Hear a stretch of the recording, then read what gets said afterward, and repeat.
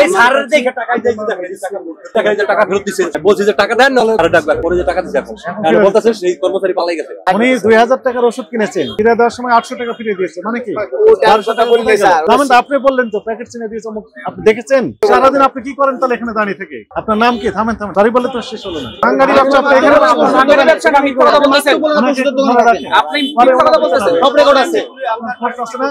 আপনি এখানে থাকেন, আপনি আমাদের জিম্মায় থাকবেন, পরে আপনি জিজ্ঞাসাবাদ করতে হবে আপনাকে। এই দালালদের কারণে বাঙালি ব্যবসা মেডিসিনের খবর নাই কেন? হ্যাঁ, এবং ইনারাই মনে হয় ওই যে হাসপাতাল থেকে রোগীকে মিসগাইড করে এগুলোই বেশি দামে ওষুধ কিনতে বাধ্য করে। আপনি এদিকে আসেন, আপনি যেতে পারবেন না, যেতে পারবেন না, আপনি ওনার সাথে থাকেন।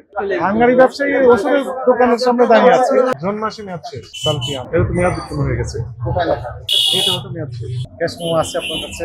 Carbon copy. একজন রোগী এসে 5 সপ্তাহ 10টা আইটেম ওষুধ নিলে উনি ক্যালকুলেটর চেপে বলতেছেন এত 2000 টাকা দেন। মানে 2000 টাকা সত্যি দাম হলো না উনি দাম বাড়িয়ে দিয়ে 2000 টাকা করে ফেললেন? কোনটা কোথায় গেল? কিন্তু আমরা ভেরিফাই করব কিভাবে বলেন? বা ওই পেশেন্টের যে গার্ডিয়ান যে উনি বুঝবেন কিভাবে 2000 টাকা দিতে হবে? এখানে প্রথমত মেয়াদ উত্তীর্ণ ওষুধ তো রয়েছে, যেটা আমরা পেলাম অল্প কয়েক মিনিটেই বেশ কয়েকটা ওষুধ পাওয়া গেল। বিদেশি যত রকমের প্রোডাক্ট আছে সেখানে ইম্পোর্টার নেই, সেই ইম্পোর্টার থাকলে তো ইম্পোর্টার ডিক্লারেশন দেবে এমআরপি এত টাকা, কেটে গেল। একে কেন্দ্র করে আপনারা যে দাম বেশি নিচ্ছেন নাকি? দাম বেশি নেননি, এমআরপি চেয়ে বেশি নেননি। ইউজুয়ালি আপনারা তো কিছু পার্সেন্ট কমই দেন, তাই না? কিন্তু বর্তমানে সেই কম তো দেওয়া দূরে কথা, দাম বাড়িয়ে দিয়েছে 2-3 গুণ। যার কাছে আমাকে বলছে আমি আরো 70 পিস নাফা ছিল না আমার কাছে, তারপর আমি 70 পিস দিয়ে দিয়েছি। দাম বেশি নিয়েছে, আমি এমনি দান করে দিয়েছি, আমার কাছে ছিল না, তারপরে 70 পিস বলছে আমার কাছে যে কয়টা থাকে দেন, আমি দিয়ে দিয়েছি। আবার মেয়াদ উত্তীর্ণ প্রোডাক্ট বিক্রি করার জিনিস সেটাও করেননি। এই যে এটাই তো মেয়াদ উত্তীর্ণ প্রোডাক্ট নাকি না? মেয়াদ ভালো দেন, নেওয়ার সময় ছিল 2000 টাকা দিয়া, হ্যাঁ আর ভালো ফেরত দেন, দিছি পরে ফেরত দিছি ভালো দেন। 800 টাকা করে স্যারের দেখে যে টাকা যা করে সমস্ত ঔষধ এত ঠিকই নেই।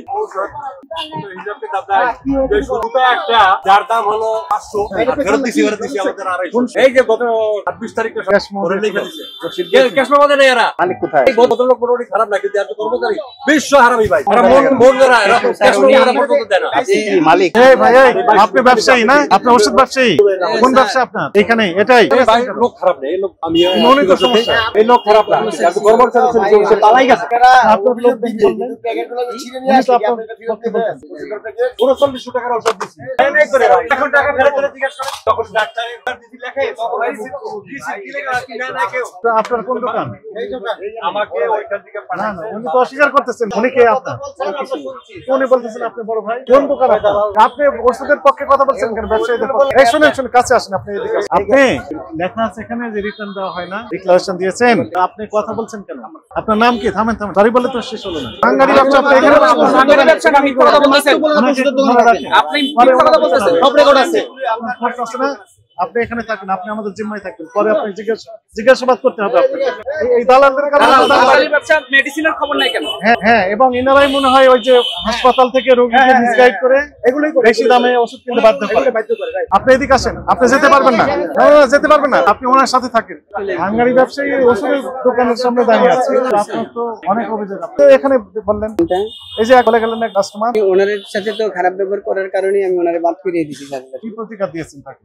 রোগী দিয়ে যাবে কেন? আপনি ওই যে ফেরত দিয়ে গেছে, সাপোজিটরি থাকার কথা ছিল হচ্ছে ফ্রিজে, স্যার এখানে কেন এখানে দিয়ে গেছে মাত্র। রাখেন, এখনই রাখেন, মিসগাইড করছেন আবার আমাদের। কারণ এখানে বিদেশি ওষুধ কি আছে আপনার কাছে? বাইরের ওষুধ ইম্পোর্টেড নেই, একদম নেই। ডেট অফ ইম্পোর্ট 24, কিন্তু এটা মেয়াদ করতে লেখা আছে। আপনাদের কাছে ব্যান্ডেজের সুতাটা আছে না? জানুয়ারি 24 মানে কি লেখা আছে? আর এক্সপায়ারি 29 1/1/29। এগুলো কি জিনিস? সুতা এগুলো কত করে বিক্রি করেন? কার্বন কপি রাখতে হবে আর মূল কপিটা দিয়ে দিবেন গ্রাহক। ঠিক আছে, এটার পর আপনার কাছে সব কিছু থাকছে না, একই রকম সমস্যা। আসলে আপনি দাম ঠিক নিচ্ছেন না বেশি নিচ্ছেন, এটা দেখে তো বোঝা যায় না। জিজ্ঞেস করার প্রয়োজন নেই, আমি তো বার্ন ইউনিটে যে 100 রুপি জিজ্ঞেস করতে পারবো না, যদি সেই সুযোগ আমাদের নেই। শুনেন, আপনার এইটা আমরা দেখতে পারবো যে আসলে আপনি এমআরপি কত টাকা নিয়েছেন আর এমআরপি কত লেখা ছিল। এখানে তো লেখা নেই, একটা লিখে দিলে খুব কষ্ট হয়। কার্বন কপি লাগে। আচ্ছা, মনে করেন আমি যেটা বলি, আমার কথা বুঝতে পেরেছেন? আপনি শুধু তো ক্যালকুলেটর চাপেন, তারপর বলেন যে 2500, 5000, 10,000 টাকা দেন। 10,000 টাকা দিবেন উনি কোন ভিত্তিতে? কোন ওষুধের কত টাকা দাম নিয়ে নেন? তো আল্লাহ ফেরেশতা জানে আর আপনি জানেন, আর কেউ জানে না, কিন্তু পক্ষে কেউ জানে না। আপনার নাম কি? আপনি বুঝতে পেরেছেন অপরাধটা কোথায় হয়েছে বলেন? এই ক্যাশ মেমোতে সমস্যাটা হয়েছে। এরপরে আমাদের কাছে যে তথ্য, সেই তথ্য অনুযায়ী আমরা যেটি দেখলাম যে পাকা ক্যাশ মেমো যদি দেওয়া হতো কাস্টমারদেরকে, তাহলে এখানে লেখা থাকতো কোন ওষুধের কত টাকা দাম নেওয়া হচ্ছে। উনি শুধু ক্যালকুলেটর চেপেই বলেন যে 5,000, 10,000, 7,000, 15,000 টাকা বিল হয়েছে দেন। এখন এখানে যদি একজন রোগী ভর্তি হয়, রোগীর গার্ডিয়ান যিনি থাকেন উনি সর্বাত্মক চেষ্টা করেন রোগীর ছেড়ে ওঠার বিষয়টা নিয়ে। কত টাকা গেল, কত টাকা দাম, এটা ওনার তখন মাথায় কাজ করে না। তড়িৎ গতিতে টাকা দিয়ে দিতে হয়, দিয়ে চলে যান ওষুধটা নিয়ে, কারণ রোগীর জীবন বাঁচানো ওই সময় জরুরি হয়ে পড়ে। এই দুর্বলতাকে কেন্দ্র করে ইনারা মূলত এই ব্যবসাগুলো করে যাচ্ছে। প্রবলেমটা এখানেই তৈরি হয়েছে। পাকা ক্যাশ মেমো ওনারা দেন না। এখন এই যে পাকা ক্যাশ মেমো এখন থেকে দিবেন, আজকে থেকেই কার্বন কপি দিতে হবে। আসবো না, আমাদের রেগুলার মনিটরিং থাকবে। যে ওষুধ দিবেন সেখানে লিখে দিবেন, কত দাম দিলেন সেটা লিখে দিবেন। এবং আমরা সবগুলো দিই, কিন্তু আসলে যখন কার্বন কপি দিছিল তখন কার্বন কপি কভার দেওয়ার কথা ছিল, কিন্তু উনি যে দিয়ে দিছে আমরাও বুঝি না যে এরকম নতুন ব্র্যান্ড দিছে, এই জন্য বুঝতে পারি না। আপনাকে একদম কাস্টমার বিশ্বাস করবেন কিভাবে বলে? আপনি শুধু নিজে নিজে চাপেন ক্যালকুলেটর, তাই না? দিয়ে বলেন যে ওটা তো আমরা তো এমআর করে তো নেওয়ার কোনো সম্ভাবনা নাই। সম্ভাবনা নাই কিভাবে? কাস্টমার তো সবাই দেখে নেয়।